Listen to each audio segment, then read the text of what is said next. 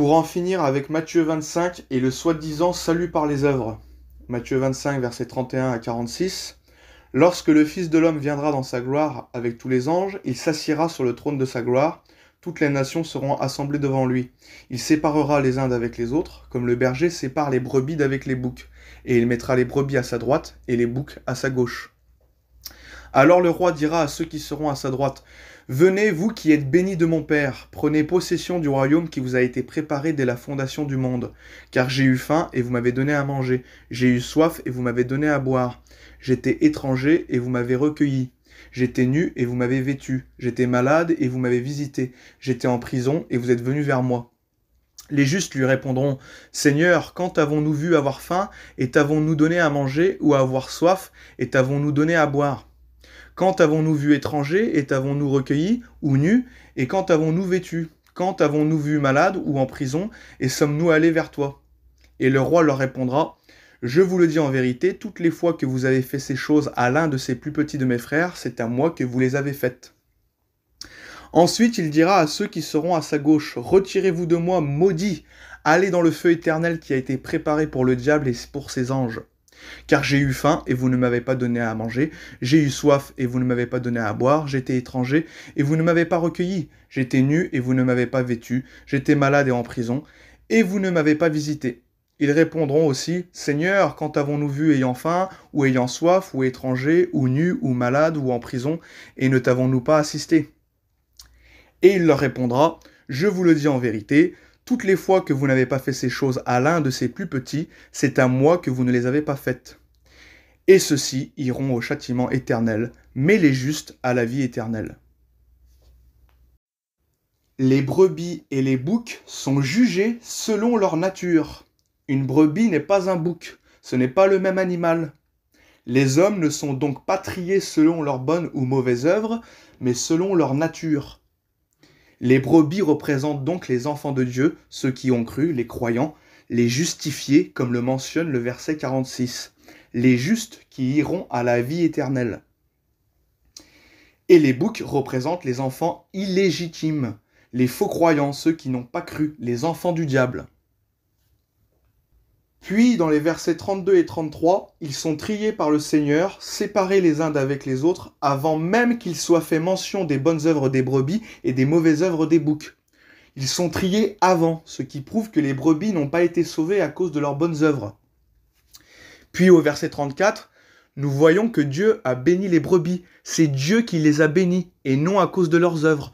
Dieu les a bénis en les sauvant, tout comme le démontre ce passage de Romains 4, versets 6 à 8. De même, David exprime le bonheur de l'homme à qui Dieu impute la justice sans les œuvres. Heureux ceux dont les iniquités sont pardonnées et dont les péchés sont couverts. Heureux l'homme à qui le Seigneur n'impute pas son péché. Béni, se traduisant aussi par heureux. Et les maudits du verset 41 sont ceux qui ne sont pas justifiés, comme le démontre Galates 3, verset 10. Car tous ceux qui s'attachent aux œuvres de la loi sont sous la malédiction, car il est écrit « Maudit est quiconque n'observe pas tout ce qui est écrit dans le livre de la loi et ne le met pas en pratique. » Galates 5, verset 4. « Vous êtes séparés de Christ, vous tous qui cherchez la justification dans la loi. Vous êtes déchus de la grâce. » Nous voyons aussi que dans la version David Martin 1744 et Osterwald 1811, au verset 34 de Matthieu 25, il est mentionné le mot « héritage ». Possédez en héritage le royaume qui vous a été préparé dès la fondation du monde. Et donc ce que je veux dire par là, c'est que hériter, ce n'est pas mériter. Les brebis reçoivent la possession du royaume en héritage, et non par mérite de leurs bonnes actions. Et donc maintenant, voyons, pourquoi mentionner les bonnes œuvres des brebis ? C'est parce que comme leurs péchés ont été pardonnés et oubliés, il n'y a plus qu'à mentionner leurs bonnes œuvres. Dieu ne rappellera pas leurs péchés et la honte du péché, car tout a été payé. Le péché n'a plus le pouvoir de condamnation sur eux. Jérémie 31, verset 34, « Car je pardonnerai leur iniquité, et je ne me souviendrai plus de leurs péchés. » Romains 8, versets 1 et 2, « Il n'y a donc maintenant aucune condamnation pour ceux qui sont en Jésus-Christ. En effet, la loi de l'esprit de vie en Jésus-Christ m'a affranchi de la loi du péché et de la mort. » Et pour les boucs, il n'y a que leurs mauvaises œuvres à citer, puisqu'ils ne sont pas justifiés. Ils n'ont pas cru, ils ont rejeté la grâce de Dieu. Ils vont donc être accusés par la loi comme transgresseurs de la loi, et donc être damnés, puisqu'ils n'ont pas été justifiés et sanctifiés par le sang de Christ. Et comme toute personne qui passe en cour pénale pour y être jugée, on ne mentionnera pas leurs bonnes actions, car ils sont là pour être jugés de leurs mauvaises. On mentionnera donc leurs mauvaises œuvres pour qu'ils soient accusés.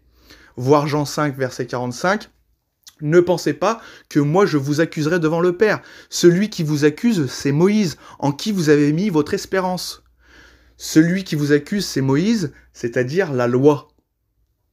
La loi nous accuse tous, mais la grâce nous justifie. Et donc pour être justifié, il faut croire en Jésus-Christ. Et donc, par conséquent, les boucs seront définitivement jetés en enfer. Pourquoi ? Parce qu'aucune bonne œuvre ne peut racheter leur mauvaise œuvre. Seul le sang de Jésus le peut. Ésaïe 64, verset 6 le dit bien, que toute notre justice est comme un vêtement souillé devant Dieu. C'est comme un vêtement n'ayant qu'une seule tache, et pourtant le vêtement entier sera considéré comme sale. Et donc dès lors que nous avons péché une seule fois, nous sommes déjà destinés à l'enfer, et qu'il n'y a qu'un seul moyen d'y échapper, donc d'être sauvé, c'est de devenir une brebis en croyant en Jésus-Christ. Au moment où il viendra pour juger, Christ se focalisera donc sur les bonnes œuvres de ceux qui ont cru, et non sur leurs mauvaises, car elles auront été oubliées. Et pour ceux qui auront cru sans avoir fait d'œuvre, ils seront tout de même justifiés, comme nous le dit de nombreux versets. C'est juste que dans le passage de Matthieu 25, nous avons une vue générale sur l'ensemble des croyants, donc des brebis, dont Christ se focalisera particulièrement sur celles qui ont œuvré.